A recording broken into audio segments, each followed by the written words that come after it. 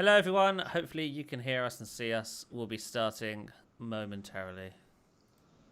I can tell you, YouTube is not liking ad blockers lately.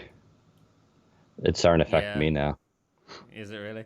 Mine's still okay, but Yeah, I get. I've also got YouTube Premium, so I guess maybe it's ignoring my ad blocker.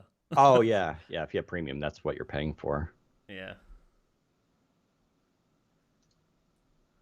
I wonder Yeah, what. it I like wonder goes what. to. Hmm? I wonder what YouTube. I wonder what changed at YouTube for them to start enforcing that, because that's been a thing for Oh, years. I They know why. Why? It's because they've been getting their ass kicked. They're an ad company, Yeah, yeah, yeah. and so Everything's like down, isn't it? they're losing money, and you're like, all right, well, we could start cracking down on ads since people are using ad blockers. I mean, I'm surprised it took them this long. Yeah. But if YouTube starts, other sites will follow. Eventually, every site will block you out if you have an ad blocker. Like if YouTube generally enforces this and doesn't backtrack, which I think they might backtrack. That or ad blockers will just get smart enough to circumvent it. The ad blocker will start blocking the blocker as an ad. We're going to need AI Yeah. to watch AI the ad ad for you. blocker. Watches. I'm ready to go when you are. Yeah. I'm just about to send the link out. All right, that is live. Let me tweet it. Oh, I should also tease about the yoga book. Yes. Yoga book. Let's talk about the yoga book. Let's see, sound recorder. Are you allowed to talk about that properly? Like, is there an Yeah. embargo for anything? Oh, okay, Nope. cool. All right. I am now recording. I am now recording as well. 3, 2, 1. Welcome to the Windows Central Podcast, episode 312 for May 18th, 2023. Hey everyone, Daniel Rubino here, joined by Zach Bowden for another exciting episode of the Windows Central Podcast. We got a lot to talk about this week, including the latest news for Windows, and including Windows 10. There was a kind of a late announcement that came out that's really interesting that Zach will go through. More Bing Chat AI news, of course. Microsoft doesn't go a week without momentum. And you can tell this company is just doubling down on all this AI stuff. And something tells me next week at Build, we will probably hear more about AI. But in the meantime, we'll go through what was the news this week, which is actually interesting stuff, specifically because they delivered something I asked for on the last podcast, although I haven't gotten it yet, so I can't really test it, but that's fine. Is Android 14 going to come to the Microsoft Surface Duo? Well, if Microsoft doesn't deliver it, apparently someone else will. So we'll talk about that. Is the PC market slowly returning? Some analysts say yes, it is.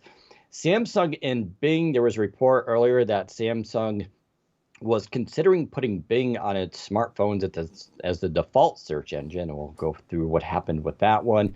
We'll go through some of the latest reviews, and then I guess at the end, I'll start to talk about the Yoga Book 9i, which is Lenovo's dual screen laptop. And I've been skeptical of this form factor. Don't get me wrong. Cool. It's very cool. But would it be useful, or is it more just kind of a gimmick? I'll share my initial thoughts. I don't have it with me right now in front of me, sorry. So I won't be able to hold it up in front of the camera. It's in my living room. But I'll go through and talk about it. I'm going to be doing a kind of hands-on post, hopefully for Saturday. That'd be the 20th. So hopefully that's on the site. And by the time if you're listening to this recorded, you can go check it out. And I'll try to answer some questions there.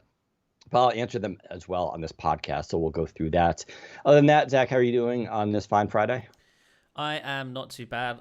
Quite excited for Build, which is a weird thing to say. I feel like this build this year is going to be the first kind of interesting one in a while.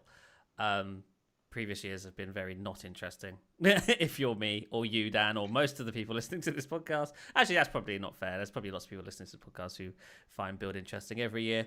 But previously, it's been very developer focused, and me and Dan aren't developers. And that's still the case this year. Lots of developer stuff we're expecting.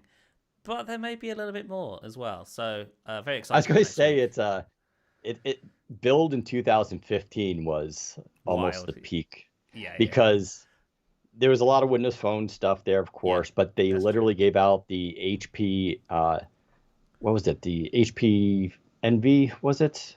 What do they call I believe their? it was the Spectre. I've got it here. This is the Oh, one that Spectre, they the gave. Spectre X360. It was their first foray into the two-in-ones, Yeah, I believe, and Microsoft helped develop, co-engineered that with them, especially on the hinges. They gave everyone who attended Build, including press, yeah. that laptop and an Xbox One, Nice. Yeah. which was pretty awesome. Let's just say for those who were not expecting that, but that was great. Build is no longer like that. No, not only do they not give stuff out, sometimes they don't even have it in actual person. So, but Yeah, they don't even invite and press anymore. It's just they the don't even developer invite event press now. anymore. Yeah. Yeah, so things have changed, but that's okay. Let's go through, start off with the latest news. So tell us what happened this week, including that the updates coming to Windows 10.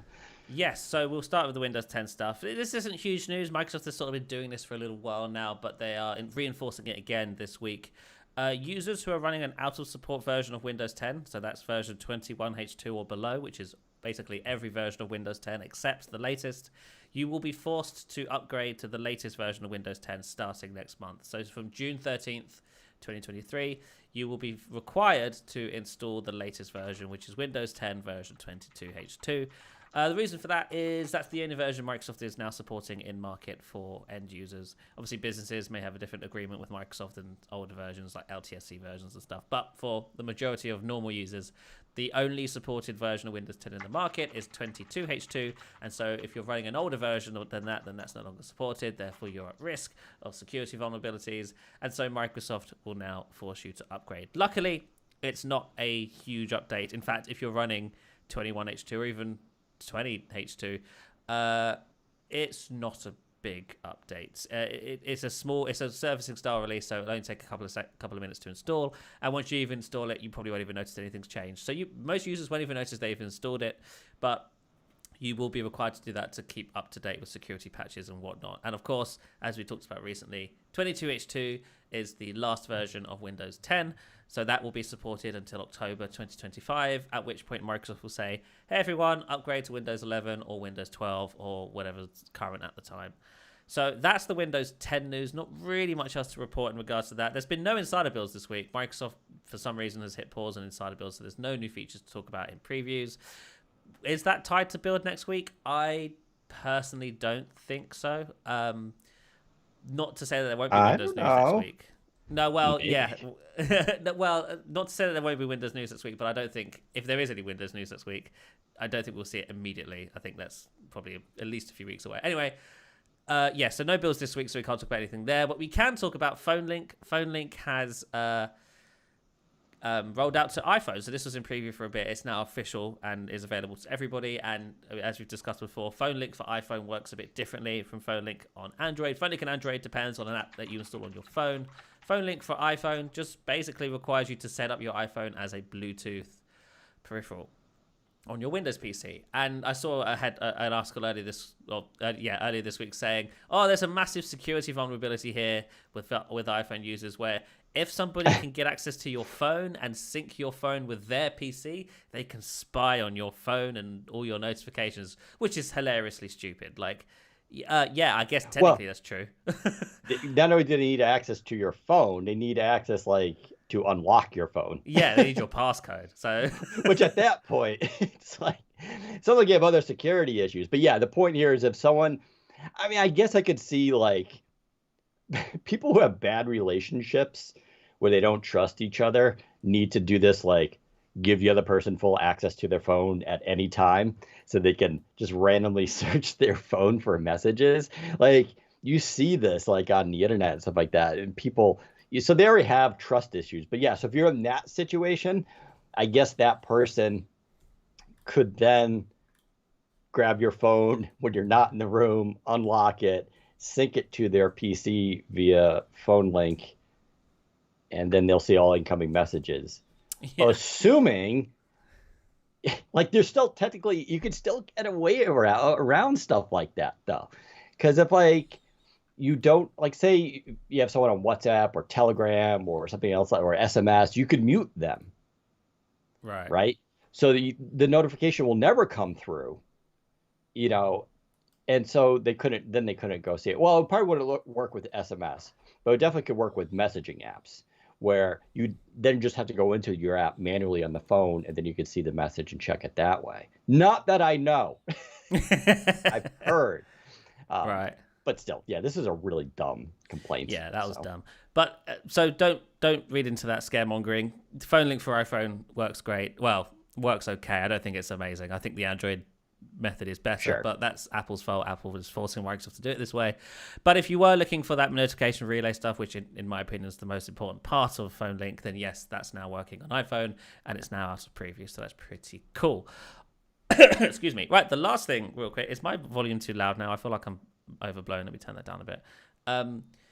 The last thing we want to talk about in regards to Windows stuff is with Windows 11 23H2. Last week we sort of briefly talked about Moment 3, which is supposed to be rolling out in the next couple of weeks.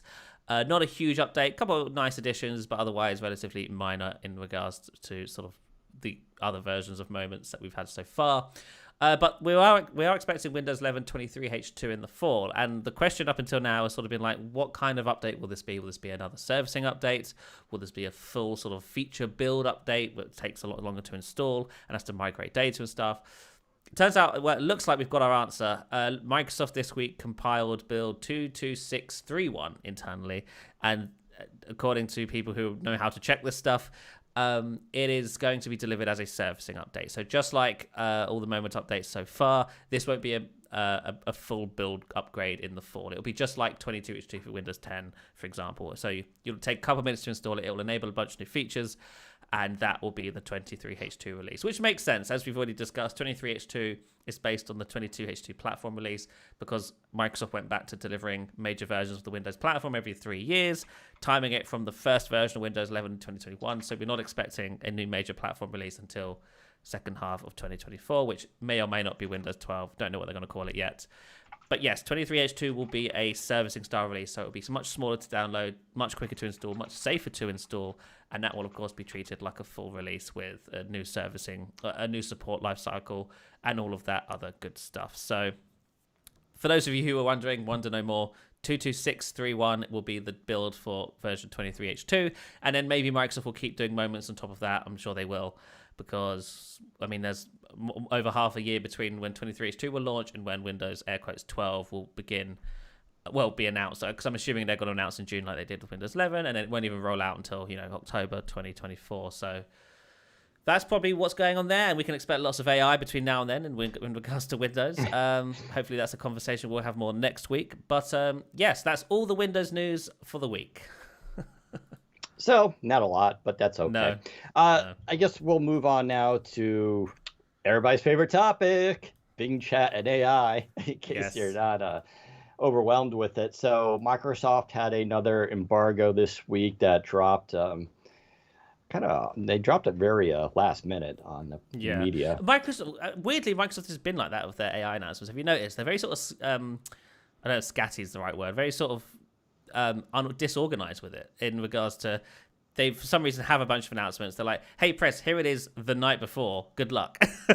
Right. What's going on? Why are you so desperate to make these announcements? I guess it's because they want to beat Google, right? They're trying to be first in every category. And obviously they keep themselves in the press, right? That's super important to do. But let's go through, I guess, the updates. So one of them, so the ones I care about, at least, when it comes to a lot of this was on mobile, which is actually kind of nice. Yeah. So Edge now, which already has the Bing icon at the bottom, is now contextually aware, which means if you're on a web page and now you bring up Bing Chat, you can ask Bing Chat about that topic or that web page, and it could do stuff. It could summarize the page for you, give you more information, and all that kind of stuff.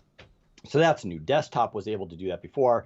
Now we have it on mobile. I haven't tried it yet, but that's a cool feature. Obviously, you're just trying to go for feature parity there.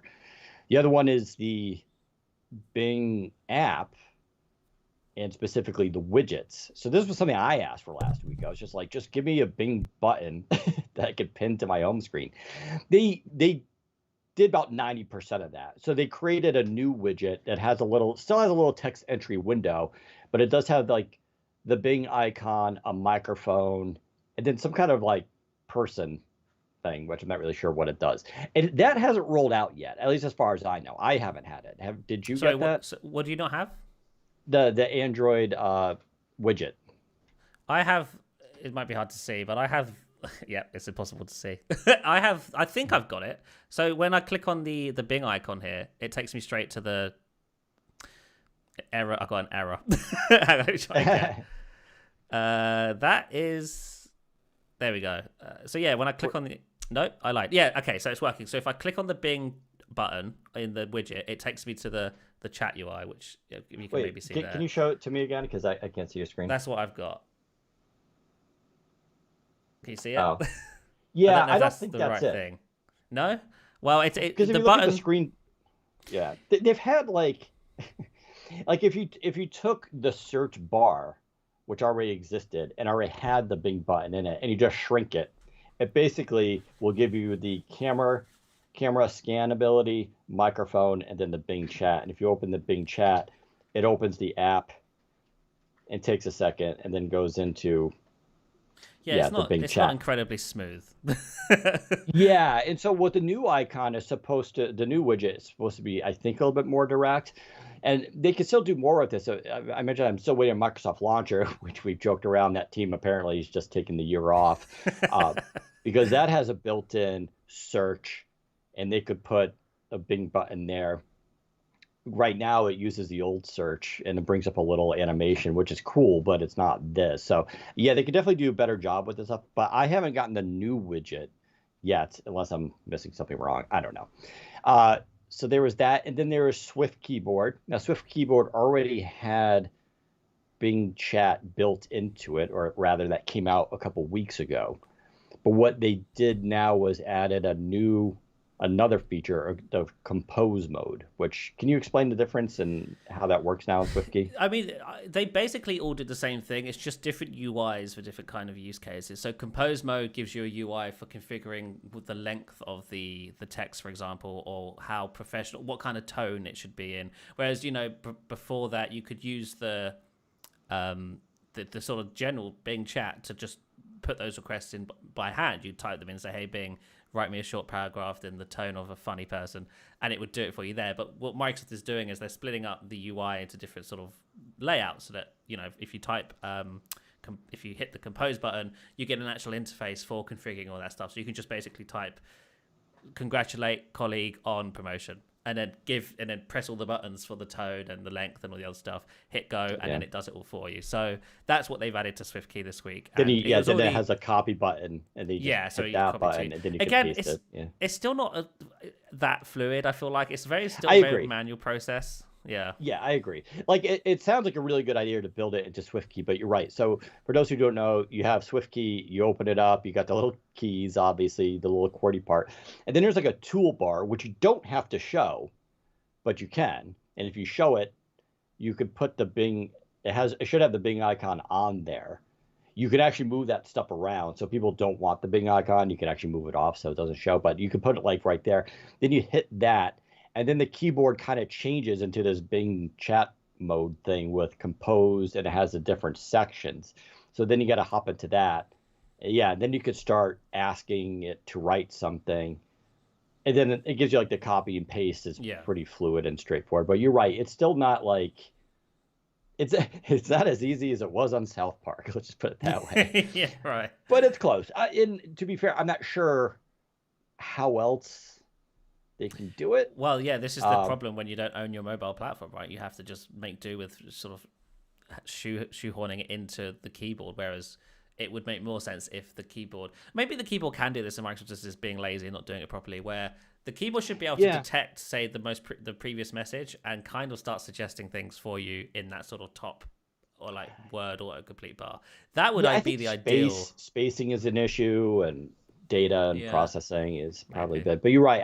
I do think some of this, you're right, is like shoehorned in at the last minute. Yeah. And it wasn't necessarily like planned out for many, many months. Which in a way is fine. I'd rather have something out. I get the impression that perfect. Most teams didn't really know they would be working on this stuff until about 4 months ago. Yeah.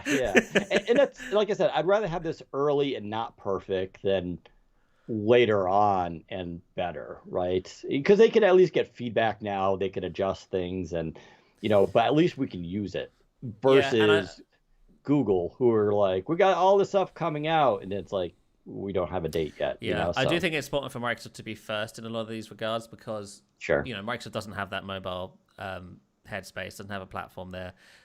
So when Google and Apple do finally come around with their own versions of this stuff, most users will just use that because it's the default, right? Which is always the case. The default is usually the thing that gets used the most.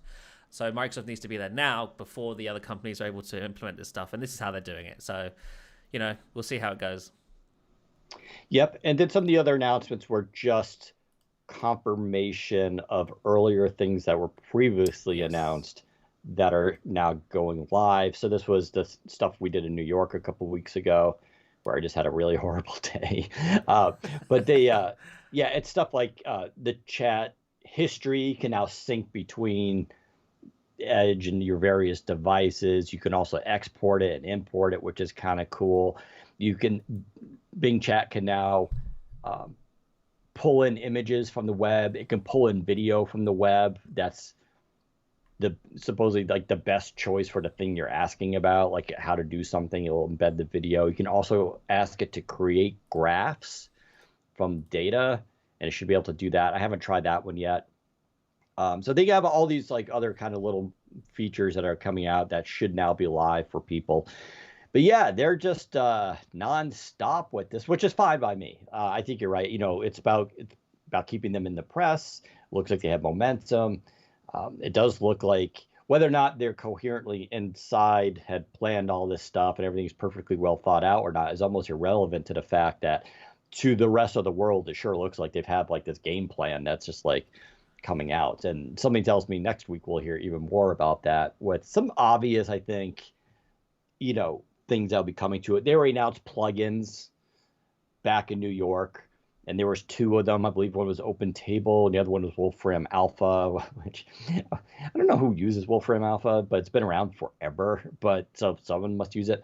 But those are two immediate examples of plugins that are coming. Of course, they're going to be opening it up to developers and builds happening next week. So that seems like a logical place for them to talk about, the tools for developers to leverage this stuff. I would also have to imagine at Build, they're going to talk about how you can like not only have plugins for the chat, but how you can put Bing Chat into your own applications, right? Like that has to be a thing that's coming as well. So I imagine like next week we'll hear a lot more of what I think are obvious things, but it's going to be the details that matter. And like for developers, like, okay, here are the actual tools now to make this stuff happen. Yeah. Sorry, I was answering a text message. Zach's bored. I'm not bored. I think this stuff's cool. I'm just, at this point, as I think is very obvious, I'm very just interested in how they're going to apply it to Windows. That's kind of where my focus is. Sure. Not interested in apps and other things. Just how are they going to apply it to Windows, and then we can go from there. Because really, it needs to be what Cortana was. Yeah, but better and everywhere. Right. Yeah. Well, I mean, in terms of the UI and user experience of how you brought up Cortana, that it needs to be like that for Bing Chat. Like just kind of copy that model, I think, is a start. Granite State Colin is saying, I don't see a Bing option in Swift Key on Duo 2. Oh, dear. Zach, do you want to tell him? You want to tell him? Microsoft sucks and they don't support their own hardware very well. The reason you're not saying it is because the version of SwiftKey on Surface Duo is technically a bit different. It's configured in a different way, and that means Microsoft has to put a little bit of effort in to bring features to it. And that means you're not getting features because Microsoft's efforts right now are focused on the things that people use. And that includes SwiftKey on most normal phones, Samsung phones, and not the Duo, sadly. So I even reached out to Microsoft and I asked them, hey, is SwiftKey, is Bing stuff coming to the SwiftKey keyboard on Duo? And they gave me a nothing to share response, which isn't very good news. If they were working on it, surely they would have been like, hey, yeah, it's coming, just takes a little bit longer. But no, they didn't even give me that. They just said nothing to share, which likely means they're not working on it. And I think, honestly, that's going to be a trend going forward for the Duo. The weird thing when it gave you that response was there was a media file, you played it, and it was a trombone going, wah, wah, wah. I was like, wow, guys, that's really rubbing it in, but okay. I think the problem we're going to see with the Duo going forward, and this can actually lead in nicely to our next topic. The thing with the Duo going forward, I think, is Microsoft, in any scenario where for some reason the Duo is configured slightly differently, you're not going to get stuff for it. For whatever reason, SwiftKey's a bit different. It's integrated. It's a system app, whereas on most other phones, it's an app you download from the store. Same thing for Microsoft Launcher. Microsoft Launcher on Duo is quite different, and as we all know, not that Launcher's been getting updated on other phones, but to be fair, Launcher's already way more feature-filled on other phones compared to the Duo, and we've complained about this since day one. And Microsoft, to this day, has not given us more features on Microsoft Launcher for Duo. And yeah, that trend I think is just going to continue. Microsoft Edge used to be able to open two versions of Edge side by side by typing the icon. That's not been a thing for over a year at this point. That broke. Edge team was like, great, we're not going to fix it because nobody's using the Duo. They're just pulling resources from it, and that's kind of one of the reasons why I wrote that editorial a couple of weeks back, but why I've ordered the Pixel Fold, because Microsoft just doesn't know how to support its own products, and it's really kind of a shame. But hopefully a third-party developer may be able to step in and sort of fix some of our issues and concerns around OS updates, at least. We talked about last week, at least as of late last year, there was no plan to bring Android 13 to the Surface Duo devices. They may still bring Android 14, don't know, but there was no plan to bring Android 13, partly because Android 12L was very similar to Android 13 anyway, and also because they didn't really have the resources. They moved on to Teams rooms on Android, and so most of the engineers working on that weren't enough engineers to continue working on new features and stuff for the Duo. So that's why we've not seen any big updates to the Duo software since 12L launched in September last year. So what does this mean? When are we getting the next version? Microsoft doesn't know, but a third-party developer, an ex-Microsoft developer of all people, has begun working on a port of Android 13/14, a stock version for the Duo. That's notable because stock Android by default doesn't recognize the Duo as a dual-screen phone. It just sees the two screens as one single pane. And the magic comes with Microsoft's own software separating those two screens in software to treat it as two separate screens, even though in the software it's one screen. So when you try to run stock Android on the Duo, it doesn't see that divide, and so it's kind of useless, especially when it can't recognize the postures. If you move it into single screen mode, for example, it wouldn't know that. It will still think it's running in tablet mode. So it was basically useless as a untouched version of Android. But a developer is now working on bringing a stock version of Android that's been modified to support different postures on the Duo. So that means if you file it into single screen mode, it will correctly move the UI into single screen mode. And hopefully, if development can continue on this, we'll also see support for things like running two apps side by side natively, opening apps individually on one side by default rather than having them spanned in and shrinking them manually. The taskbar on Android 12 or Android 13 and 14 correctly recognizing which side it should be on, and all of that other good stuff. That would be really interesting, and that would allow Duo users a sort of lifeline for newer versions of Android in the future. Lots of popular phones have custom ROMs. This isn't a rare case for Android phones in general, but it is for the Duo. As far as I'm aware, there are no custom ROMs of Android for the Duo to date. Even though Microsoft made a big deal about the bootloader being unlockable and stuff from day one, which it is, no developers decided to actually, let's build a custom ROM for the Duo, which is a real shame, I think. But hopefully, if this developer is able to get this up running in a good state, that will be a lifeline for many Duo users who want to hang on to their device and keep using it with newer versions of Android. I should mention that for some reason my Duo just died this week. If you can see there, it's going to this bootloader screen, and no matter what I do, it just will not boot past it. I can't enter it into recovery mode. I can't flash the OS onto it. It's just done. I don't know what caused it. Wow. But just go get a new one. Yeah. Oh, if only. Right. Yeah. So I'm now using an old Pixel 4 while I wait for my Pixel Fold, because I figured I might as well get used to the software. And I'm done with the Duo. So RIP Duo, you lasted me since 2020, and yeah. Well, that's sad. Yes, it is. Yeah, I don't have anything else, I guess, to add to any of that. We'll see what happens with the Duo stuff. Obviously, that was Duo 1, Duo 2. Yeah, I'm not expecting much there at all. My Duo, I like to turn on every once in a while, but I've definitely been spoiled with the Pixel 7's camera. I've talked about that. I mean, the Pixel 7's camera is so good, I kind of stopped using the S23 Ultra, which is a phenomenal phone. But it's just but the camera is just a little bit better on the Pixel 7. And so I just kind of stick with that. I don't know. We'll see what happens there. Yeah, I don't think there was too much else regarding that news. I guess we'll talk about the PC market returning, although I got to bring up that story. Let's see if I can find it. Can I do it quickly enough? You could talk about something while I'm right. Oh, there it is. I got it. Okay. Right. Right. So, okay, this comes from Despite due reporting. I forgot who said that. Razgon is the name of the person. Oh, Bernstein analyst Stacy Razgon states that the PC market was still ugly with far too much inventory, but things are improving and are less ugly compared to Q4 earnings, which were the worst year on record for the industry. So she goes on to note that given the current trajectory, we believe we may have another quarter or two of channel corrections to go, but also noted it was plausible to see normalization by Q3 or Q4. Further evidence that the industry might be returning to a normal pre-COVID trajectory comes from the Semiconductor Industry Association, which noted that for the first time since May 2022, global chip sales increased this March. So the thing here is there's a couple takeaways. One, the numbers seem to be returning to pre-COVID levels, but still slightly higher, which I think just reflects the new norm.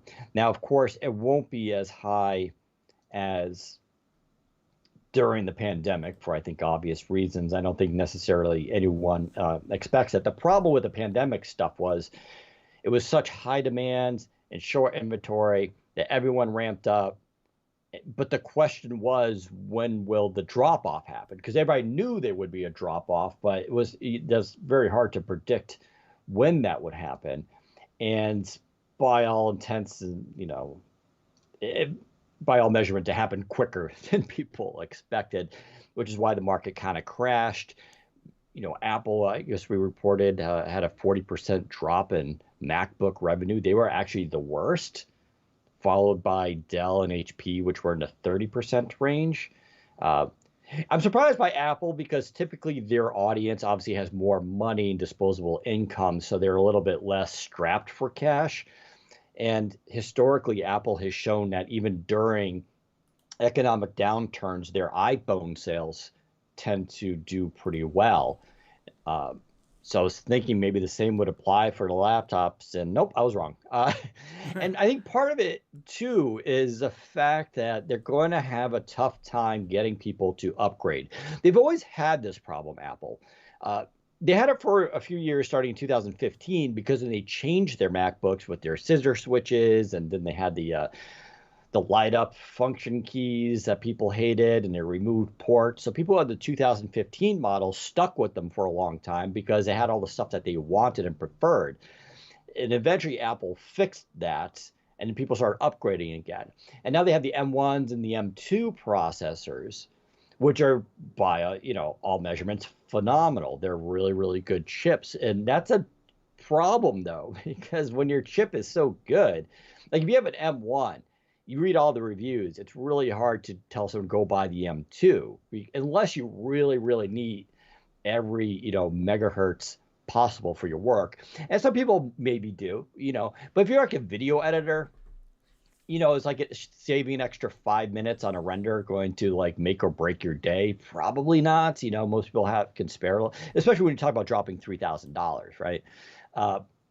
But so that's Apple. They got hit pretty hard. The rest of the industry did as well. The problem currently is now there's a glut of inventory. And, that's what she was talking about. So they have a lot of 12th gen laptops are basically standing by for purchase, which is why, we keep talking about deals on Windows Central. There's a lot of really good deals out right now where you can get a lot of these laptops heavily discounted.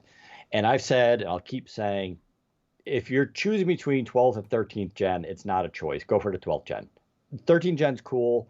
It's a little bit faster, a little bit more. I don't know. That's about all I can tell you about 13th gen. I haven't really noticed a massive difference. The jump between 11th and 12th, huge. I would tell people not to get 11th gen if they can. But 12th and 13th, go for 12th. Save the extra $300, $500, $1,000 we're seeing on some places and benefit from that. I think that's a much better deal. So you're seeing a lot of in the inventory channels, and this is Microsoft's problem too. They're not, the reason why we didn't get Surface Laptop Studio 2 and more hardware this spring was because of this issue. They have a lot of Surfaces that haven't sold. And now, Zach, you're hearing, right, that there's not going to be like a Surface Pro 10 this fall either. Right. Probably because of that reason, because they're just not selling as many. And they don't, Microsoft's in a more precarious situation where they definitely don't want to go and order release a bunch of new laptops and create inventory there when they haven't sold through their other inventory. So we're going to have to wait for that to deplete, and then we'll see their new stuff. So if you want to see new Surface devices that you really want to buy, go buy the current ones so that they can then release the new ones. But the good news is here, by end of year, we're expecting the market to return. And I think, like I said, the important thing is you're going to see the market return. It won't be as high as the COVID pandemic era, but it'll still be higher than the pre-COVID era. And again, because laptops just become so much more important. I talked about last week, this display I'm using, right?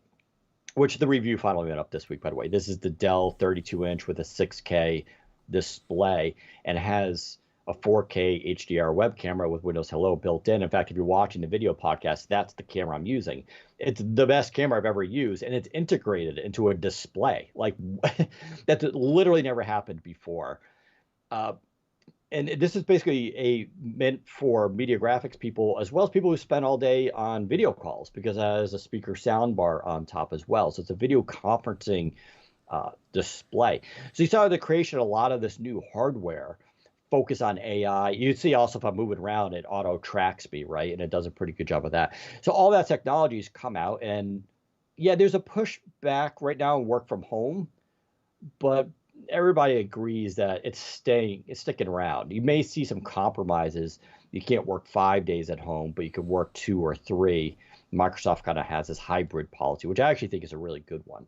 Elon Musk, my favorite dummy, this week went on, I believe it was CNBC, talked about how he was calling it a moral issue about working from home. He's like, it's not fair that some people get to work from home while other people have to go and like at a restaurant or making a car, making our goods for us, and they have to actually be there and can't work from home. And I get that it's unfair, but if we're talking about capitalism, everything in capitalism is unfair. Like the whole system is unfair. What are you talking about?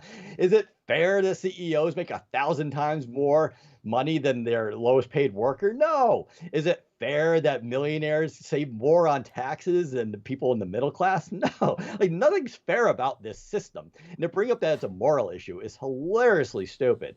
But like, the fact is, some people we work from home. We've been working from home for like a decade. Like some people can actually do really well and are more efficient because I don't spend 2 hours a day commuting to and from office. So like my point is the world has definitely changed, and the importance now of having, monitors like this and high resolution web cameras and laptops and all these accessories is here to stay, which is good because it keeps us employed. But like the market is not going to be like tablets again, right? Remember the whole, laptops are dead, it's going to be tablets. No, it's a different world now.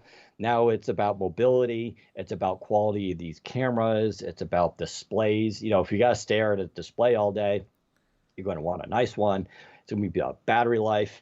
And then we'll talk about the Yoga Book, the dual screen laptop, in a little bit as well. And like you're still seeing a lot of this creative innovation stuff that's, I would say, still moving computers in that industry forward in very exciting ways. So we'll see what happens with the PC market. But like I said, If you're listening to us as a consumer, I would go follow our deals at Windows Central. Dell, HP, Lenovo, Razer, all running them. Go buy a 12th gen device if you really want one. The question marks are Qualcomm's new processor, the Orion, which I think will be revealed later this year. We'll get numbers, we'll see it, all that kind of stuff. I don't think it won't ship though. I say summer 2024 at the earliest. Wow. I would. That's quite late. Yeah, I don't. I think it's still a while away. Guess what though? That would line up with Windows 12 stuff. Yeah, I think they will probably at this point just hold off for that. Which, to be honest, it's a new architecture. They're going to want to really perfect this thing. But there's supposed to be a bunch of new laptops and devices that are going to run that.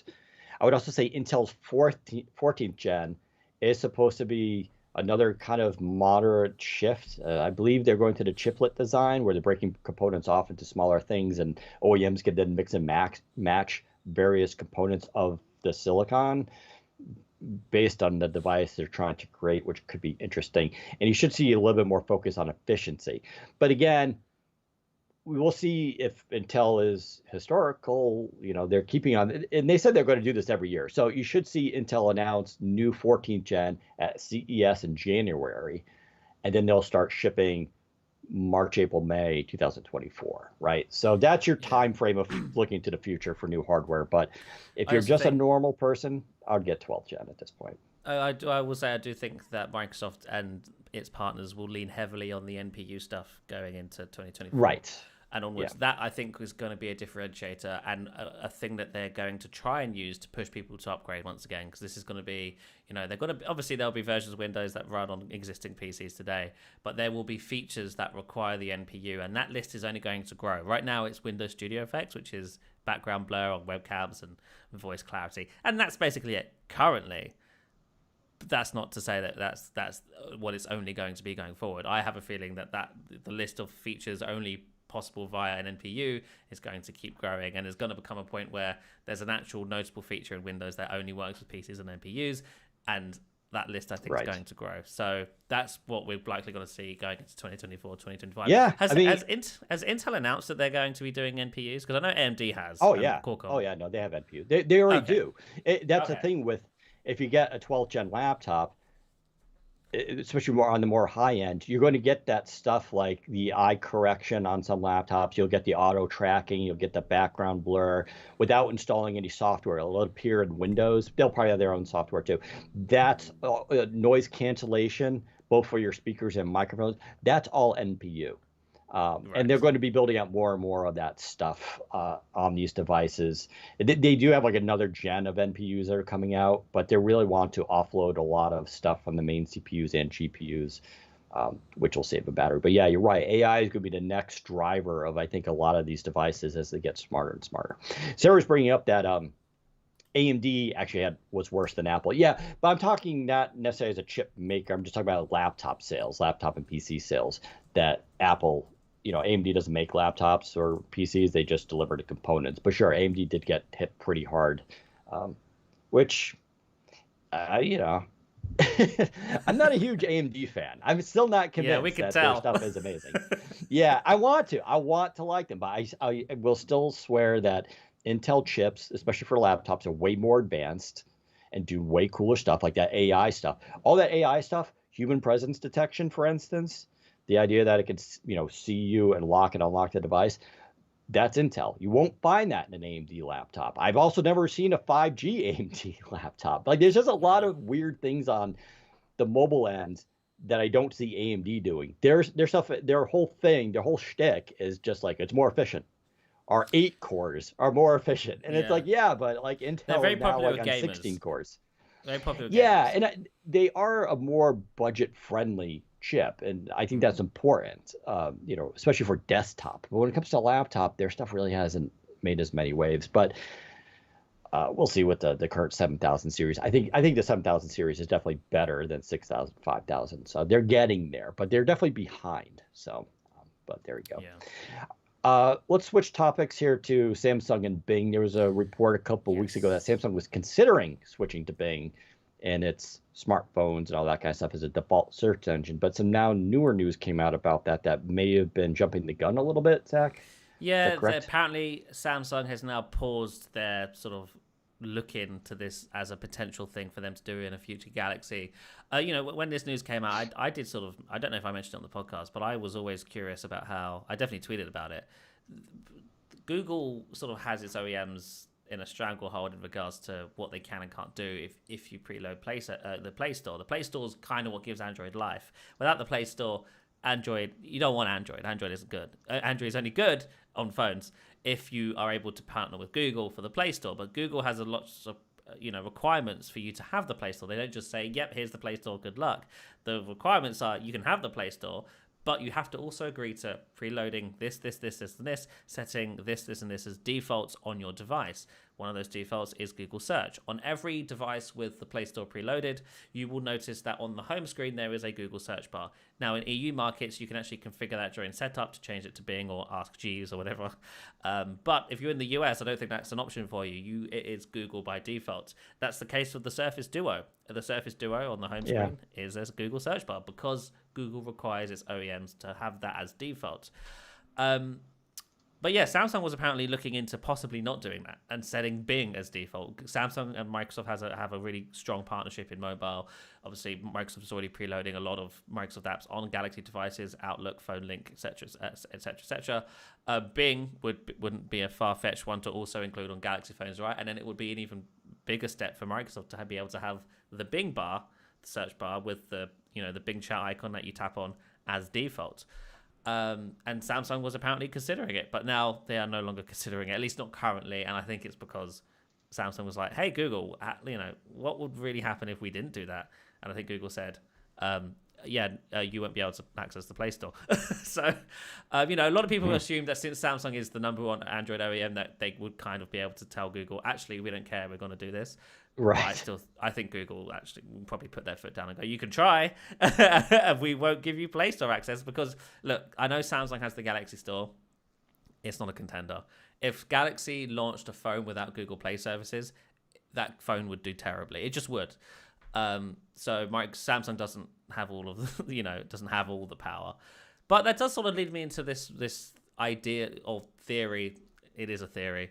Microsoft and Samsung should try to take over Android in a way that, because Google owns Android, yes, but Android iOS, open source Android is still Google's. But there's so many things you could do with it if there were competing app stores and frameworks for the platform. There's only one currently, it's the Play Store. What if Microsoft and Samsung partnered up and were like, "Hey, let's create a new framework, a Play Store or Play Services alternative where we have our own app store, we have our own framework for apps to be able to send push notifications, etc., etc." And they could call it, I don't know, the Microsoft Samsung framework. But it could be in partnership with the Microsoft Store. Windows already runs Android apps, right? What if Microsoft just allowed developers to submit Android apps to the Microsoft Store, then bring the Microsoft Store to Android, and then say, "Hey, OEMs, whatever Google charges you for the Play Store, we're going to charge you half that." And you can now, we have all the same apps because, there's a billion Windows users that developers have already been running Android apps for. Come use us instead. That would light a fire under Google, and obviously that would free Samsung from Google as well. It's an interesting idea, but I don't think Microsoft has the balls. A more successful approach to this, although it would be longer term and more legal, is Samsung fighting Google on making this a requirement for anything. Yeah, legally. It's no different than how people get mad at Windows 11 defaulting to Bing and making it hard to switch to your preferred search engine. Edge is like this too, where it goes back and forth and people get upset about it. But the question is, should Google be linking Android adoption to the use of their search engine, which seems to be like two different things, right? It's just like there's the OS and the Play Store, all right, and then there's Google Search. Those things technically aren't connected. So like, why are you mandating one usage of one over the other? That seems like, to me, a court case that could go through saying that no, OEM should have the power to choose whatever search engine they want to use. It's not even just search, is it? It's Gmail, it's Chrome, it's Google Books or Google Play Music. It's all these are all forcefully preloaded on all Android phones. So I don't use Gmail, I don't use Google Drive, I don't use well, I do use Google Photos now, but those other apps I don't use. But in every single Android phone I've ever set up, they're pre-installed, and you can't even uninstall them most of the time. You can disable them, but you can't uninstall them, and that's so frustrating. Samsung would absolutely love to ship a phone without Chrome and without Google Photos and without Google Drive. I mean, Samsung recreated every single app. Exactly. They got their own browser, their own messaging app, and to be fair, their browser is pretty good. Their mobile browser takes plugins. It's a pretty sweet browser. And actually, the biggest thing is they put the address bar at the bottom. Because they're sane. I still don't get an Edge why they can't just make that happen, but whatever. Yeah. But I don't know. We'll see what happens with this. Yeah, I would be really interested if Samsung can fight this, because I would love to see Google concede in that regard. Because Microsoft had to do it in the 2000s. They got it's completely so unfair, much trouble. Right? I mean, Microsoft is trying hard with Bing to get some market share. It's like a 2% or something like that. It varies between 2 and 7% depending on where you're reading. But it's low. It's very slowly increasing, like 0.01%, 0.1%, that kind of thing. And now they get the AI stuff, and they're hoping that helps. But we talked about a couple of weeks ago, there doesn't seem to be a material change in overall usage of Bing. So that's, maybe not helping. And it just certainly doesn't help that in cases like this, where Samsung is like, hey, first of all, they can keep, compete financially, right? Because these are deals, Google pays Samsung money for their browser, and Microsoft would do the same. And there would be a bidding thing, right? That's competition. And that doesn't exist right now, because the competition is Google saying it's our way or the highway. And so if they can break that down, it would actually give Microsoft a little bit of a chance. And I say a little bit of a chance because the reality is still most people will get Samsung set up their phone and they'll be like, Bing, I don't want Bing. And they switch back to Google anyway, right? So, but for a small percentage of people, they won't switch and maybe try out Bing, in which case Microsoft may actually have a chance to start getting a little bit more market share. But until then, they're going to have, there's no way this is going to work. I also think a big percentage wouldn't even notice that they're using Bing. Google and Bing, they look very similar when you do a Google search, when you do an internet search, right? It's a white page with blue links on both sides. I think a lot of people wouldn't even notice. So it would benefit Microsoft greatly. It would have Microsoft, I think, didn't Apple used to set Bing as default for a short while on the iPhone? Microsoft should try and do that. They should hey, Apple, you looking for a new deal with us? Because we can give you a discount. I'm sure they are trying, Oh, actually, I'm pretty sure Google pays Apple for that, right? I'm pretty sure I read somewhere instead of Apple. No, they pay they pay the OEMs to have their stuff installed, Yeah, that doesn't surprise me. Yeah, so we'll see what happens there, but kind of interesting stuff. I don't know how Bing claws market share from Google. It's just going to be word of mouth, which is pretty hard, but we'll see what happens there. All right, let's move on quickly to the Yoga Book 9i. This was announced at CES. I don't have the specs in front of me. Let me bring it up. It's a big Surface Neo. It's not really though, is it? Because the gap between the two screens isn't close enough for you to be able to use them as a single screen. Right. Yeah. So it's fundamentally a different device, but I would go out on a limb and say it's fundamentally better in every single way. Now, don't get me wrong, the Neo's hardware was phenomenal. As someone got to hold one, it was just out of this world. It felt like something like pick up the first Duo. It was just like, wow, this is different, right? This is so thin. It's really premium. It was all glass. It also did not want to drop it, but it was also tiny. And so it had a little physical keyboard, which was adorable. But this keyboard, it was, I think, technically even smaller than the Surface Go keyboard. And the Surface Go's keyboard, I would say, is the smallest you can really go while still being productive, right? Yeah. I would still argue that's even a little too small. That's why I really like Lenovo's X1 Nano and the X13S. Those to me are about the smallest you can get to be really productive. But Surface Go's keyboard is usable. The Neos, though, I had a lot of questions about how usable it was going to be. Now, it would have been a cool accessory device that you're in between meetings. You don't want to take a full laptop with you.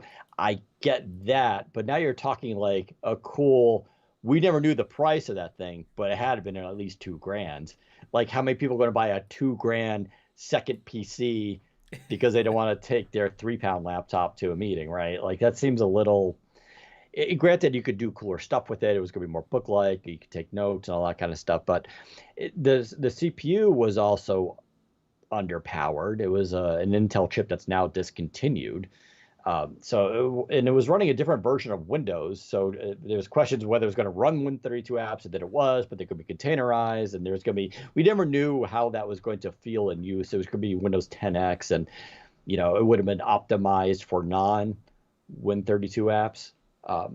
So there was a lot of downsides to this thing.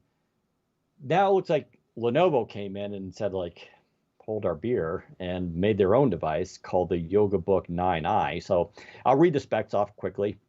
It's a 13th gen Core i7 U15 processor. So that means it's the lower end ones. Well, not lower end. It's there's U, P, and then H. And they go up in performance accordingly. I actually find the P series sometimes too much power, which sounds dumb. But if all you're doing is like messaging and web browsing and Office and all that kind of stuff, like the P, the trade-off between battery life and the performance is just like, I'm not sure it's necessary there. But the U series uses less wattage, so it's going to get better battery life. It's only 15 watts, generates less heat.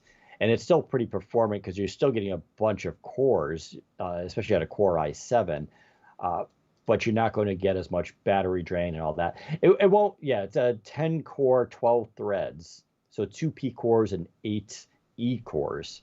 So it's definitely not as powerful as the P series. And I can tell you, I feel a little bit when you're running a lot of applications on the YogaBook 9i. Yeah, there's a bit of a stutter, especially if you're going to the task view and all that kind of stuff, but it's not bad.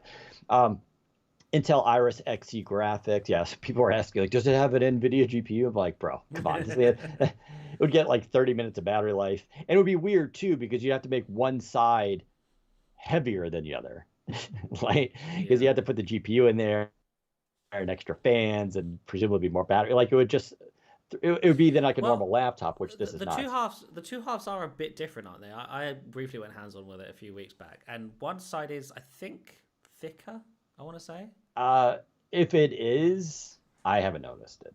They feel very just like one side is definitely the bottom. I remember holding it, and it's like one side is the bottom, one side's the lid, for sure. Yeah, there may be some slight differences, but again, it would be slight in the sense that it definitely feels more even than not by design. But the star of the show is it has two 13.3-inch 2.8K OLED displays at 16:10 aspect ratio. 400 nits of brightness, 100% DCI-P3, 60 hertz HDR, Pure Sight, and Dolby Vision. So yeah, and I can tell you these displays are really, really, really nice, and the glass on them is fantastic. 16 gigabytes of LPDDR5X RAM, which is the kind of RAM you want here, up to 1 terabyte of PCIe SSD Gen 4, again, very good. Audio, you get two 2-watt speakers and two 1-watt Bowers and Wilkins speakers. So this goes into, it's a Yoga, and it's a convertible, so they do the sound bar in the middle. So separating the two displays is a sound bar. And as someone who uses the regular Yoga 9i, and I still have that review coming out, it's just an update though with the 13th gen. It's one of my favorite. That sound bar is intense. It's really, really good. It aims right at your face. They did such a good job with that. So you're getting basically that same setup here. The audio is really good. You also get Dolby Atmos, 5 megapixel, full HD, IR, RGB, front-facing camera, Windows Hello, 80 watt-hour battery. As someone who uses a lot of laptops, 80 watt-hours and a device this size is big. That's a and you would think so, right? Because it's got two displays on it, so you'd want that. In this size laptop, 56 watt-hour is not uncommon. 54 watt-hour. Yeah. Sometimes they can go up to 60. But you're not going to get much bigger than that. So 80 watt-hour is really impressive, which is also why they probably went with the U series chip, because everything's going to be smaller for that as well. Wi-Fi 6E, yeah. So I guess they have the room for it, right? Because there's no physical keyboard and trackpad hardware. They've literally gotten rid of that whole bit. Yep. Wi-Fi 6E, Bluetooth 5.2, and it weighs 3.04 pounds or 1.38 kilograms. It basically, when it's closed, looks and feels like a normal laptop. It's gorgeous though. Like, so the one that they gave me is the blue one. It's a really beautiful looking blue. Now, what's cool about this? All right, so what are my thoughts? So I was skeptical of this form factor. Not that I was doubting it, but I've seen, Lenovo's done experiments before with form factors that look really cool, and then you get them and try them, and yeah, they're neat. But then the question is, does this, you know, does my workflow does it work itself into that, or is it just more of a gimmick that I pick up once in a while? So I had that question about this device, and so I was, waiting for a review unit to come in. I will say that within the first hour, I was like, this thing is not a gimmick. Like, and here's why. First of all, it comes in a beautiful box, no plastics. So it's very earth friendly. It's kind of cool how they set up everything. And it comes with everything you would want, which is cool. There's nothing so I forgot the price of this thing, but, and maybe while I'm talking, you can look it up, Zach. Yeah. It's not on sale yet. It's coming soon. But so in the box, obviously you get the laptop, the YogaBook 9i. You get a physical Bluetooth keyboard. You get a Bluetooth mouse. You get the pen, and you get like an origami cover stand. So this cover is where the keyboard can attach to magnetically. It sticks to it, and then you can fold it over, and it wraps around the keyboard. So when you're traveling, the keyboard's protected. And then it has a little cloth silo for the pen to stick in there. When you open that up and you take the keyboard, and you don't need to use that, right? You could stick that in the bag and just keep it there. And then, have your Bluetooth mouse and everything like that. You can then just open this laptop and both screens will come on. If you do the 8-finger touch on the screen at the same time on the lower half, the software keyboard pops up, and it works really well. Zach and I had questions about the software. That was the other thing too, was like, it was a little bit buggy when I saw a CES, and Zach said when he saw it was also a little bit buggy. My experience right now is the software has been really polished. I'm actually pretty surprised. And the other question I had was like, what about teaching you how to use it, right? Because it's got so many different postures. Even I was kind of confused, but they have an app that is pinned to the taskbar. You open it up and it shows you all the different postures, why you would use it. They have like a study mode, they have a book mode, they have like laptop mode, mobile mode. Like they have all these different kind of modes, and it shows you how to use it. And then it has all the settings for the dual screen. So you can control the brightness independently of the displays, which is kind of cool. There's also some gestures you can use. You have, the software keyboard, which pops up, and it has a software touchpad. That's the only weak point I found so far, is the software touchpad using the glass. It works well enough, but it takes a little bit of getting used to. And depending on how you use touchpads, you may have to adjust. I adjusted the sensitivity a little bit. What's cool is like, it's a software touchpad, so it cuts out onto the display like a little box, so you can see the edges. But you can hit like these little arrows to the side, and you can literally make the whole area below the keyboard a touchpad if you wanted to, which is kind of neat. And again, I like the option. Otherwise, it'll just be palm rejection in those areas. And I've had no problems. The keyboard, the software keyboard, is cool because it does have technically 3 levels of haptics. So you can control how much it vibrates. And there's optional sound too. So as you're typing this, don't get me wrong, it's not nearly as good as a physical keyboard.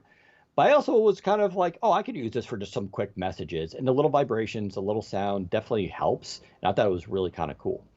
But now say you were going to really type and you want to do more serious stuff. Well, now you can take the Bluetooth keyboard and you just like drop it on that bottom half, and it just sticks. And now you got a physical keyboard. And I've had no delays with the Bluetooth on this. Like I know Michael Fisher, Mr. Mobile, had some concerns with this because Bluetooth keyboards and accessories can sometimes have like a delay. I've had no issues typing. There's been no lag or anything like that. So then you have the keyboard on there. And again, software touchpad. You can then slide the keyboard down over the touchpad. And then what pops up in that space now on that second display is your calendar appointments, which are linked to Outlook, and then also basically MSN News, so you can scroll through news stories and all that kind of stuff. I think these are like widgets, and I think more are going to be coming because I remember they at CES they had one like for weather, it'll just show you the weather forecast, and one for email. And so I imagine they're going to have more of these things coming. Just like the dual screen wallpaper, they have an animated wallpaper that's dual screen. And the default one is like a butterfly. Actually, it's not even on by default. You have to turn it on. They call it live wallpaper, but it's a butterfly. And as you open the two halves of the display, the butterfly's wings kind of open. It's kind of neat. But they had like 3 other ones that said coming soon that looked really, really cool looking. So there's going to be like animated things that work with the displays, which is kind of cool. Has Windows Hello facial recognition, really nice front-facing camera. The audio is fantastic. It has, I believe, 3 Type-C ports that are Thunderbolt 4. Try to see what the ports are. Right? In case you're wondering what the price is, $2,100 starting. Okay. Not cheap. Not cheap, but like I said, you get everything: the physical keyboard, the mouse, the pen, and all that kind of stuff, and the stand. So the stand, so now you can just use this as a laptop, right? You can, and if you're just briefly using it, you use a software keyboard and just use it like a normal laptop, and it's cool as hell. Really enjoyed it. You want to do serious typing, drop on the Bluetooth keyboard, right? But what's neat, and this is how I can tell you if you want this device or not. I mean, I know a lot of people want it if you're actually going to make use of it, though. Its real strength is then if you're going to sit down at a desk. That means whether you're a student, going back to your dorm room or to the library, or you're working in a coffee shop, if you're going to the office, if you travel and you get to the hotel room, this is where its strength is now you can prop up the whole computer with the dual displays as a dual screen monitor with this stand. This, like the cover, the keyboard cover I was talking about, is an origami one, and it's really neat. It just folds together really instantly. I didn't have to fiddle with it. And it has the pen holder in the back, which is cool. And then you just attach the Bluetooth keyboard, and then you can place the computer vertically or horizontally. So you could have 2 screens side by side that are tall, or you can have 2 screens, one on top of each other, depending on how you want to work. Now you bust out the Bluetooth mouse, and now you're sitting in front of a pretty large computer, like a large display. And I was like, this is wild. Like, now I can imagine, having, it's basically 2 monitors. You can have Slack in one window and Word in the other, or you can have Word in one window and have Microsoft Edge in the other. And this is the other clever thing now, was the Windows management. So there's both Windows management built into Windows 11. So if you just hover over, it gives you the little squares. And it does support dual screens. So you can send apps to different quadrants and areas on different displays, which I'd never seen before, which was really kind of cool. But Lenovo also built in stuff that, like, if you drag it, I think if you click and hold, or if you do it with your finger, a little icon pops up with like an arrow pointing, and if you tap that, it will throw the app to the other side, which is kind of neat. You could also just physically kind of drag and throw it over. That one's a little bit more tricky. I'm still getting used to, but the gestures so far have been actually pretty cool. But yeah, using it like at a desk like that, like if I was traveling and like when I go to Microsoft events and I go back to the hotel, I would absolutely love this thing, because I was like, because now instead of taking a second display with me that I got to plug into the side, and it's now I just have this whole thing all in one, and then it just turns into a normal laptop.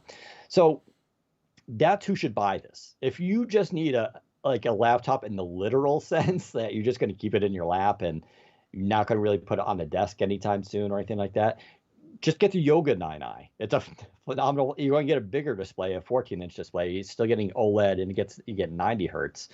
But just get a traditional laptop, and maybe an external display if you're going to use that at home, right?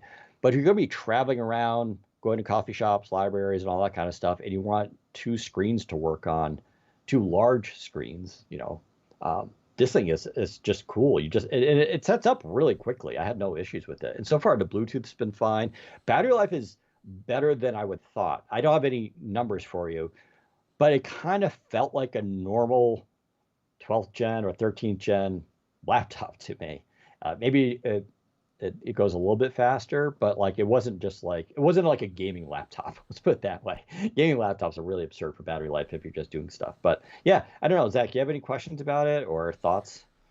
I guess the questions, and I kind of think I know the answer, is in regards to things like the virtual keyboard and the gestures. That's all Lenovo's own built software, right? There's no reliance on Windows.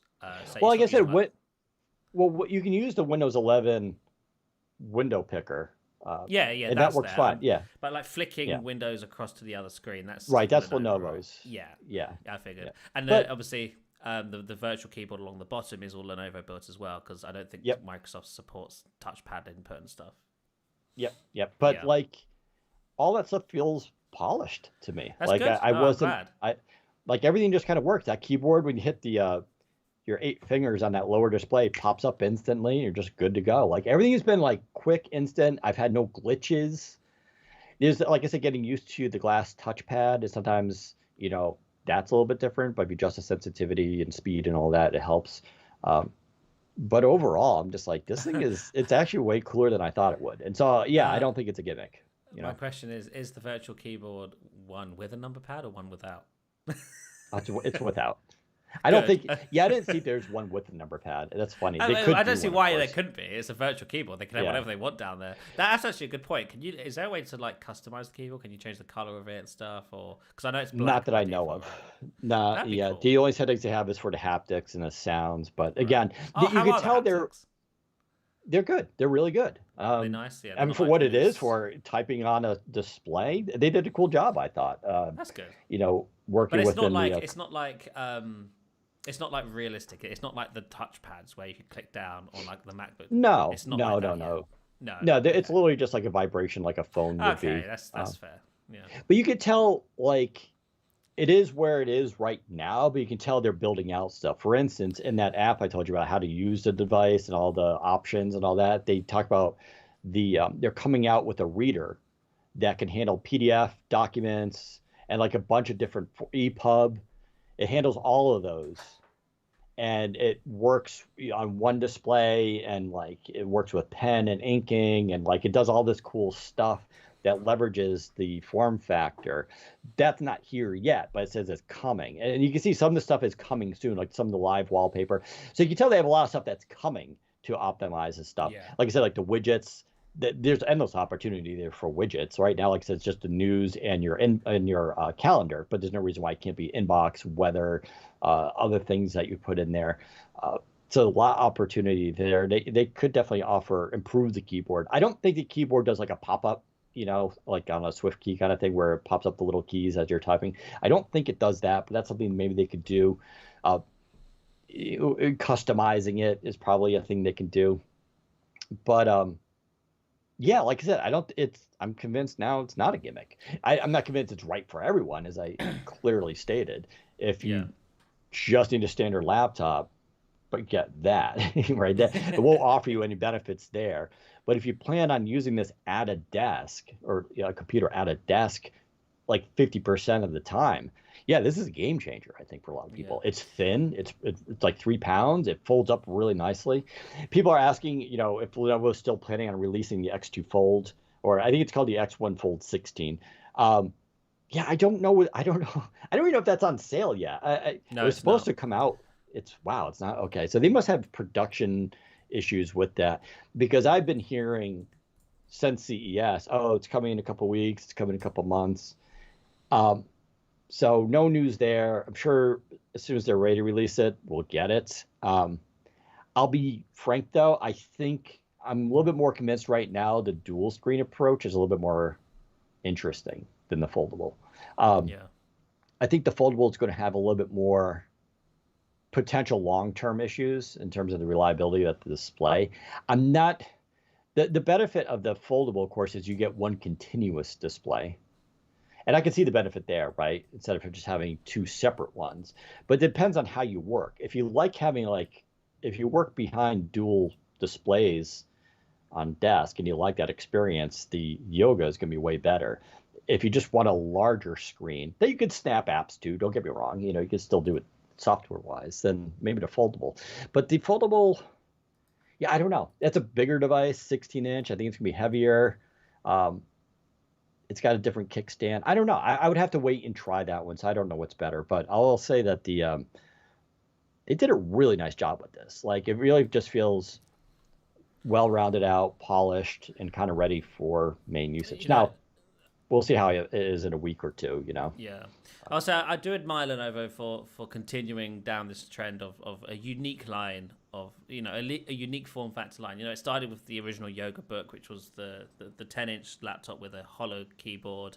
You know, it wasn't a separate screen, Right. but it was like a touch-based thing, which was their first foray into this sort of idea. Then they did the one with the e-ink screen, which I thought was really, so where the keyboard was an e-ink display. It's like they've taken it in gradual steps. They started with the hollow keyboard, then they went to the e-ink display, and now they're going full color display. It's like they finally made it to where they wanted to be. You know, they could have easily abandoned this line after the Yoga Book, the first gen one. I don't think that sold particularly well for them, and I can't imagine the second one sold much better. But it's cool that they do sort of reserve this sort of line for unique sort of ideas and stuff. And because Lenovo also has that one with the e-ink screen on the lid, right? And you can knock it and it pops open and stuff. Yeah, like they're just cool. I love Lenovo. I love how they're not afraid to try. You know, they're building laptops. They know most people won't buy, but they're still building them and shipping them, and I think that's really cool. Yeah, 100%. Yeah, they know they're just getting basically feedback from people to inform them on other products.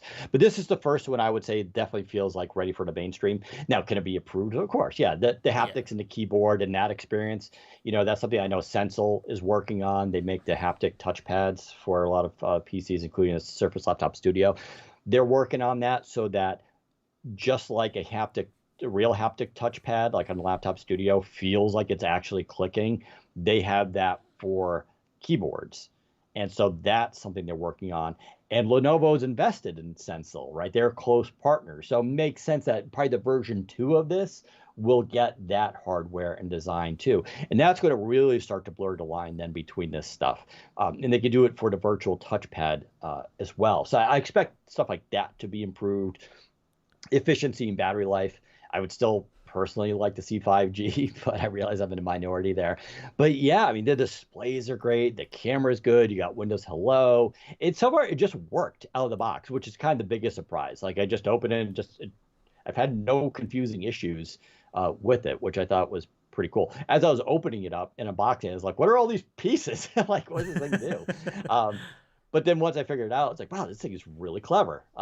Yeah, so I'm convinced of it, but we'll see for the reviews and what others say about it. But good job, Lenovo. Really happy. And I think this form factor has a future. I think maybe a better future than a foldable, too. I really do. I think this is going to be a little bit more practical. But we'll see with foldables. But then again, Lenovo also surprised us at that same, was it Mobile World Congress? They showed a rollable display. Yes.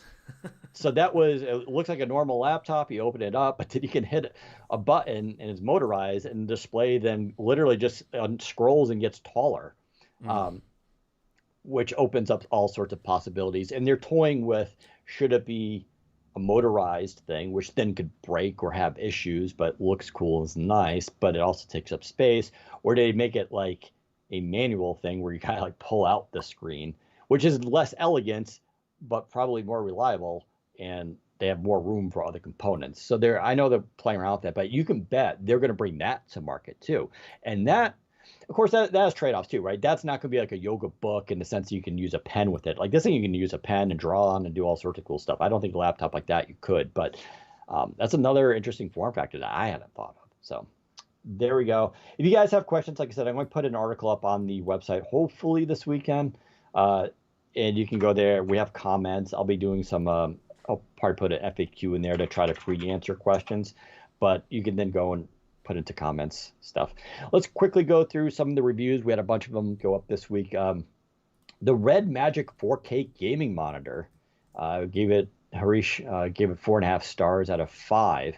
What makes this one interesting? Well, it's 4K, but it's a mini LED 4K. And if you haven't been following, it has 160 hertz refresh, which is really nice. It does HDR, all that cool stuff. It's a 27-inch 16:9, so it's not a large monitor, but it hits 650 nits of brightness, which I can tell you is pretty bright for a desktop.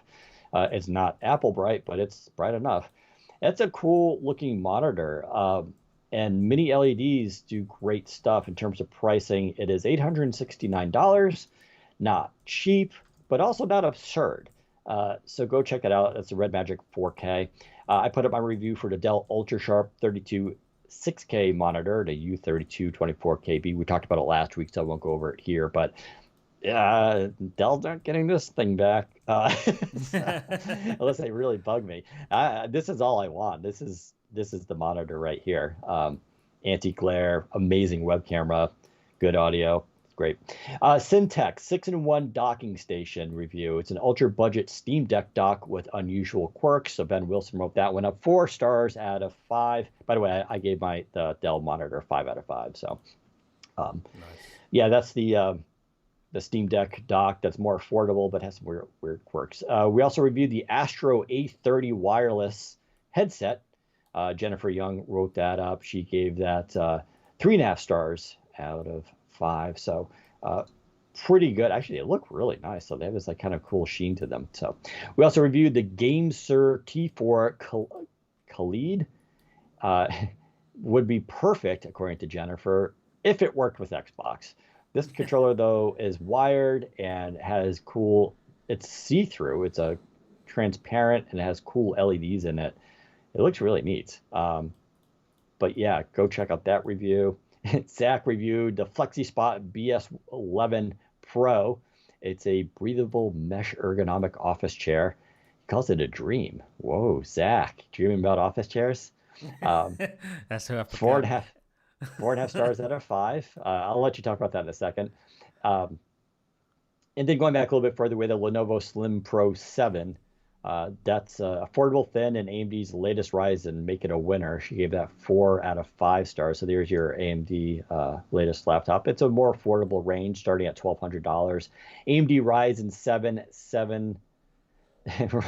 7 7735HS. So it's pretty powerful. Also has an NVIDIA RTX 3050 GPU in it, and it looks like an Ultrabook. So it's amazing that they packed that much into it, and it's got a lot of horsepower. We also had the review up for the Keychron Q1 Pro Mechanical Keyboard. That got 5 stars. That was by Harish. That's a very expensive. It's $200, but there you go. And I think that's about it. Now, I should also mention my review for Razer announced the Noma V2 line this week. And I was supposed to have the review go up that day, but, life. So, but what I like about these, so this is Razer's premium, well, everything with Razer's premium, but they do have there's the V2X, the V2, and then the V2 Pro. The V2X is $150. The V2 is $300. The V2 Pro is $450. Now, these are their higher end gaming speakers, but it's not a sound bar. You get 2 satellite drivers and a big honking subwoofer, which is now in the shape of a box. And the reason I like these, for one, I've been using the Noma V1s, the V1 Pro, since 2018, which is when they came out. And I thought maybe Razer gave up on this line. Nope. They came out with new ones. So what's different about them? Well, it's a smaller footprint. The speakers themselves are smaller, but they're made of better materials. They have THX Spatial Surround Sound 7.1 now, which shouldn't be surprised since Razer owns THX, but they're operated as separate companies. The subwoofer is, instead of like a trash can size and cylindrical, it is now a box. On the Pros, the subwoofer is wireless, which is really kind of cool. So it saves you from having to run wires. You still got to plug it in, but you can move it wherever you want, which is neat. They also now, and I can hold this up at least, they have this thing called a wireless control pod. Think of it as a Surface Dial but it uses to control anything you kind of want. It spins around to control your volume. You can press it down and hold it. It'll turn on and off the speakers, but it's completely customizable through Synapse. You can literally assign anything you want to it and switch different modes. You can change your DPI for your mouse, whatever you want to do with it. So that comes with the Pro. It doesn't come with the V2, the middle one, the $350 version or $300 version. But you can buy this separately starting in August for $50, and anyone can use this for like anything on a Windows PC, which is kind of neat. The other cool thing they did though was, being Razer, they always put chroma RGB and stuff, of course. The previous speakers had sort of like a couple, they had like five, maybe four or five, no, maybe six zones, and it was just at the base of the speakers, and they're just little lights, so it just kind of lit up like a little coaster. It was fine, but it wasn't great, you know. So what they did now was they made the whole back of the speaker a projection RGB, which means is when you put these on your desk, they shine on your wall behind your desk. Now, what's cool about this? I started laughing during the presentation. I was like, you have to understand, like up until now, I had your speakers on my desk, and right next to it, I had a Philips Hue Bloom, which is that a light shining on my wall. I'm like, now you just basically merged those two things, and you either saved me space on my desk or you allow me to use even more lights on my desk, which is what I ended up doing. But it's like that's exactly what I would have done. And so you can also set these to do like ambience, so they reflect whatever is on your display, or you can kind of customize them to just do whatever, match your color scheme and all that kind of stuff. In terms of the audio, they hit 99 decibels, which is they said the sound of a subway approaching you, so very loud. It does THX. It has a full 10-band equalizer. Yeah, I don't know. They're like the best speakers. Now, if you have the V1s, the Pros, would you upgrade? Should you upgrade? No, I don't think so. Those I had no complaints about those for sound. They're still fantastic. They still have a sick subwoofer. But I do like the like this dial is convenient, but it's wireless. They had a little control pod for the last one, but it had a thick wire and it was attached to the subwoofer, and it basically just lived on my floor. I never used it because it would just there was just no way to kind of keep it on your desk. This thing's wireless now. You can just move it wherever you want. The subwoofer being wireless is cool. The extra lighting, the projection lighting is great. The audio is really nice on it. If being reasonable, I would go for the middle line, the $300 one. That one, you're getting the drivers, you're getting the RGB, you're getting the subwoofer, but it's wired, and you're not getting the control pod. But other than that, they're basically the same. The $150 version is just the speaker drivers, the two satellites, no RGB, no subwoofer, and that's it. So if you just want a basic setup, go for those. These would come available in June, but you can pre-order them now. So these are now, should you get that or the Leviathan V2 soundbar, which we also gave high review for. That thing is cool because it has beam forming technology that actually tracks your head and where it is in space, basically, and then it adjusts the audio profile using THX to simulate surround sound. It's pretty creepy how well it works. The downside of the soundbar, you also get a big subwoofer for that one too. The downside is you have to put it below your monitor. If you have a 27-inch monitor, I think it's doable, but it's going to take up a couple inches.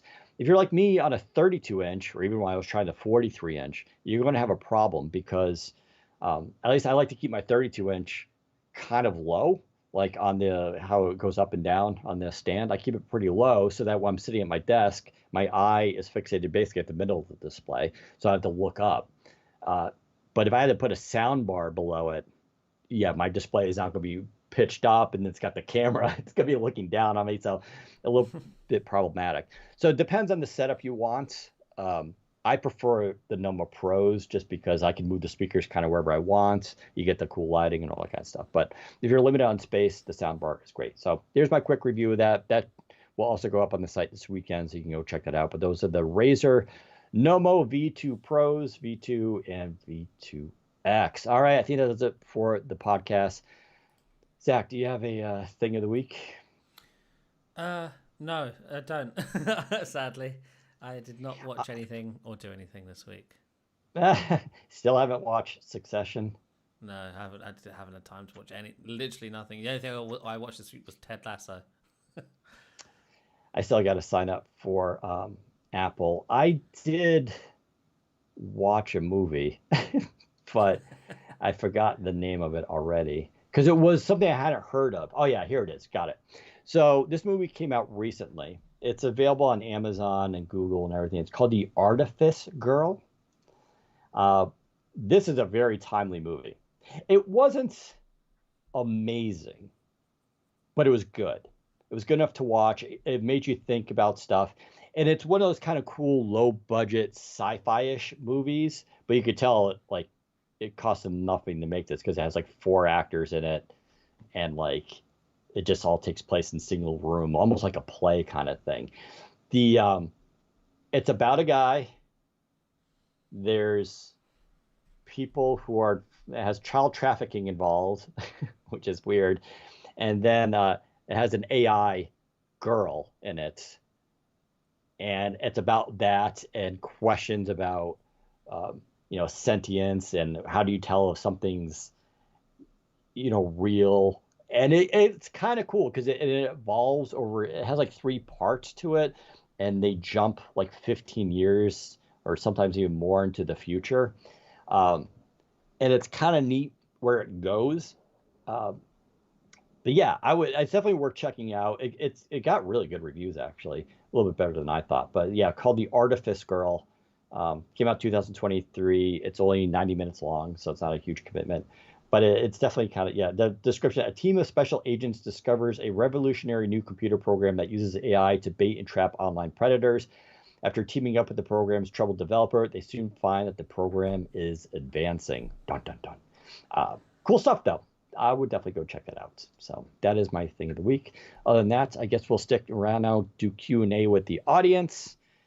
Other than that, if you're listening to this recorded, you could just go follow us on Twitter, Daniel _ Rubino, Rubino. Follow Zach at ZACBOWDEN. And I believe we're now both on Blue Sky. Is that correct, Zach? Otherwise, that's right. Yes, another. Same username at Zach Bowden at whatever the Blue Sky default thing is. yeah. It's it's pinned to my Twitter profile. But what do you think of Blue Sky? I've really not had a chance to use it properly. It's basically just a lighter, and by lighter I mean less feature-packed version of Twitter. It feels like old Twitter, like it's missing features. The app's kind of slow, in my opinion, and that might just be me because I'm far away from the servers. But yeah, it takes ages to load. It's still you can use the PWA for the website on desktop, which is kind of cool. Yeah. But yeah, no, it's okay. I haven't. No one's really followed me on there yet, so. Go to my follower who I'm following, and start following, because there's a lot of the people we both know and follow are already on Blue Sky. You can go check that out. But it's fun. I would say Blue Sky is a lot more fun than Twitter, but it's only because it's a certain demographic at this point, a lot of tech people and everything like that. But yeah. Don't ask us for invites. Yeah, I haven't got any. I have no invite codes, and like I said, the rumor is you get one every 2 weeks, maybe. So we'll see what happens. But there you go. As always, thanks for listening. We do record us live every Friday, 1:30 p.m. Eastern time on our YouTube channel, so you can go check it out there. I did give the wrong date at the beginning. I said the 18th. It's technically the 19th. Who cares? Sorry about that, but I'll fix that next time. As always, thanks for listening. We'll talk to you next time. Take care, everyone. Ooh, exactly 90 minutes. Yeah. Brilliant. And I did timestamps. Yay. Dan, you actually own and use that 43-inch 6K. So the 43 is 4K. It is just a review unit. I'm going to send the 40. I have to send the 43 back, and I should technically send the 6K back, the 32. Will I? Well, Dell is actually pretty cool. They usually we can hold on to it for a while, especially if you're doing like other comparisons and verses and stuff like that. So they're pretty cool. Obviously, I'm not going to use both of them. The 43 inches, it's an experience. But because of the webcam on this and it being 6K at 30, I find the 32-inch just a better experience. Though I love the webcam on it. It's just a higher PPI and all that kind of stuff. So I'm sticking with the 6K 32-inch. But yeah, if the 43-inch is 4K, so the PPI is going to be, a lot less, obviously. But that's a hell of a monitor. That review is coming out soon as well. So. Thoughts on the European Union regulators giving the green light on the Microsoft Activision Blizzard deal approval, and why are the UK Competition and Markets Authority regularly crying foul?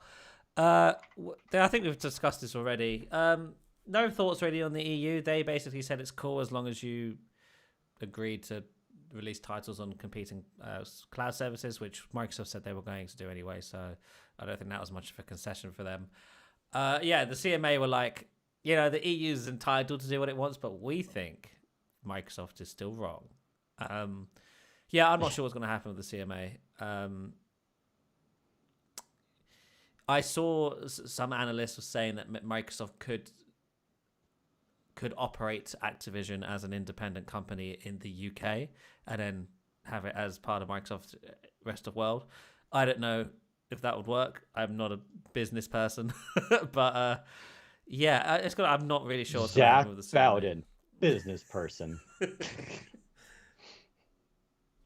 You should tell people that. What do you do? I'm a business person. I'm a business person. What do you do? Business stuff. Businesses. I do that. I business 5 days a week. What do you guys think of the leaked Surface Laptop Studio 2 benchmarks? The ones from a while back, they were cool. I mean, they were in line with what we were expecting with Intel 13th gen, I want to say. I can't remember what it was now. I really don't know. 4060. Yeah, like I said, I like 11th gen, but the 12th is a better experience, and 13th gen will be even cooler. So, I'm really excited about that one.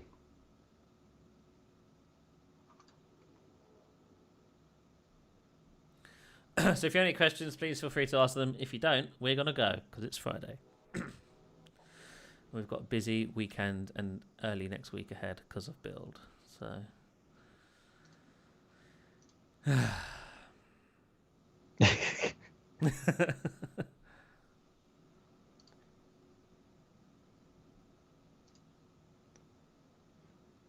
I'm on Spoutable, which is like Twitter before Musk took over. Yeah, and that's like Blue Sky as well. Spoutable, I know Jez signed up for. We have technically a Windows Central account on there, but it's not doing anything. But yeah, Dan, do you know? Yeah, release next to Fold. Yeah, there's no other questions. Well, in that case, bye. Seriously. Well, last call for questions, and if there are none, then we will say goodbye. Any question? Doesn't have to be tech related. Any question? Yeah. What's your favorite food?